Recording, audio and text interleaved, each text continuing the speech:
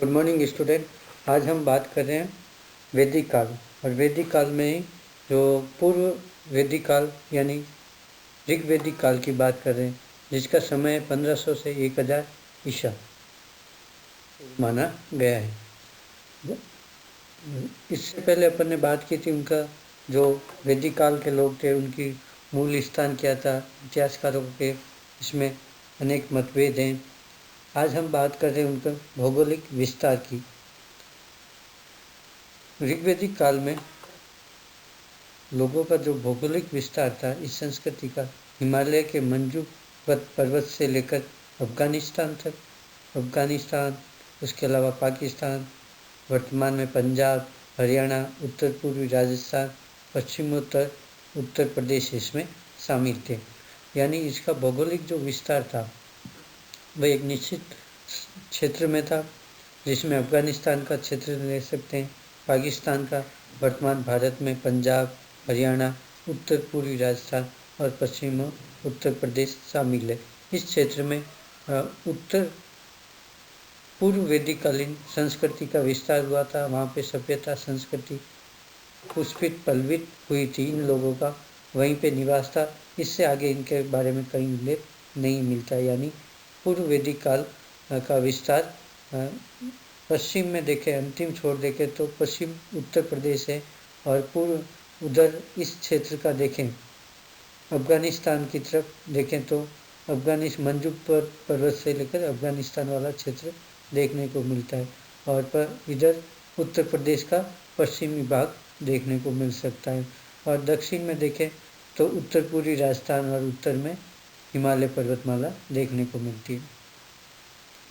जो महत्वपूर्ण पूछा गया था इसमें नदियों का भौगोलिक वर्णन में नदियों का वर्णन महत्वपूर्ण है। विदेशी नदियों में अफगानिस्तानी कुंभा, क्रुमु, गोमती, सुवास्तु का प्रमुख उल्लेख किया गया, और इसके बारे में अनेक बार प्रतियोगिता परीक्षाओं में पूछा गया। इसलिए विदेशी जो नदियाँ हैं जिनका वर्णन किया गया, कुंभा, क्रुमु, गोमती, सुवास्तु, इन सब का आपको याद रखना या उल्लेख करना है। भारतीय में अक्षिणी यानी जिसको चिनाब वर्तमान में कहे, विस्ता, झेलम, विपाशा, व्यास नदी, पुरुषणी, रावी नदी, शत्रु, सतलज, सिंधु व सरस्वती नदियों का वर्णन किया गया। इन नदियों के आसपास ही ये सभ्यता संस्कृति विकसित हुई थी, पल्वित पुष्पित हुई थी, क्योंकि पशुपालन इनका मुख्य आधार था। इसलिए नदी के किनारे और उसके आसपास वाले उपजाऊ क्षेत्रों में इनका इस संस्कृति का उद्भव हुआ था, और वहीं पर ये लोग बसे थे और वहीं पर इनका जीवन यापन हो रहा था। इसमें महत्वपूर्ण सरस्वती नदी है जिसको नदी तमा कहा गया है। वहीं पुरुषणी नदी रावी, जो वर्तमान में रावी नदी के नाम से जानी जाती है, यहाँ पर 10 राजन युद्ध जो हुआ था वो इस नदी तट पर ही हुआ था।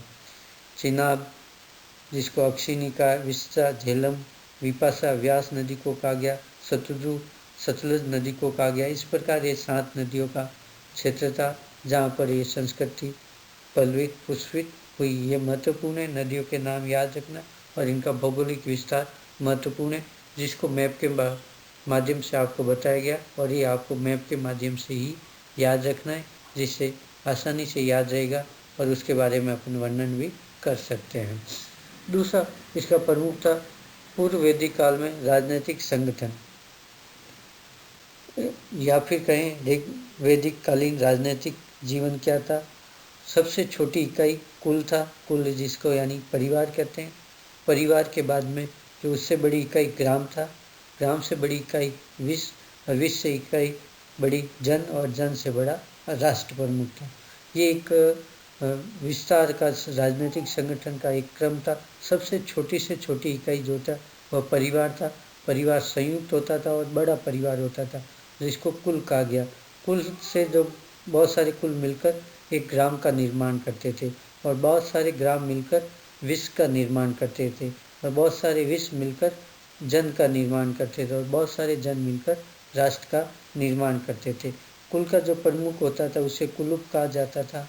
ग्राम जो बहुत सारे कुलों से मिलकर बना हुआ था उसका जो प्रमुख होता था उसे ग्रामीण कहा जाता था।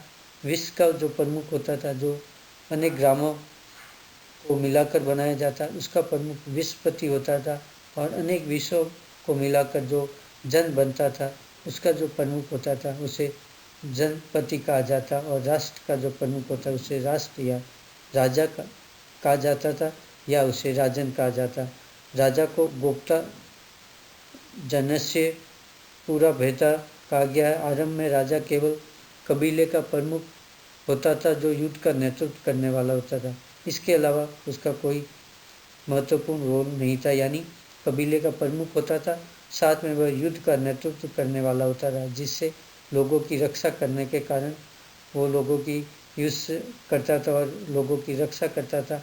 बदले में राजा को अपनी इच्छा से वो लोग बलि देते थे, यानी दान देते थे या फिर कर देते थे। इसी व्यवस्था को संभालने के लिए जो कर दिया जाता था, अन्य व्यवस्था को संभालने के लिए पुरोहित, ग्रामीण, सेनानी व गुप्तचर दूत होते थे। इस प्रकार इस समय सभा, समिति, विधिक संस्थाएं भी थे।